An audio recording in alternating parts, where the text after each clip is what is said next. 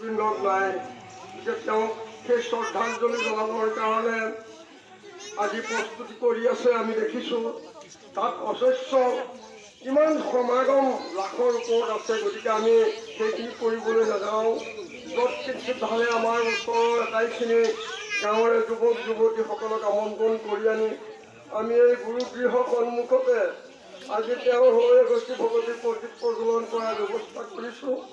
আজি এই ভগৱতী প্ৰদীপ গছ প্ৰজ্বলন কৰিবৰ কাৰণে আমাৰ এই অঞ্চলৰ মোতকৈ জ্যেষ্ঠ আমাৰ জিউৰাম বাপদেৱ আছে।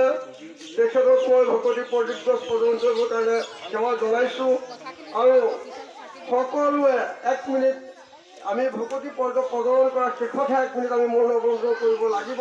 সকলোকে মই সেৱা জনাই ৰাখিছোঁ। গতিকে আমাৰ জিউৰাম বাপে কাষৰ প্ৰগ্ৰামত সেৱা জনাইছোঁ।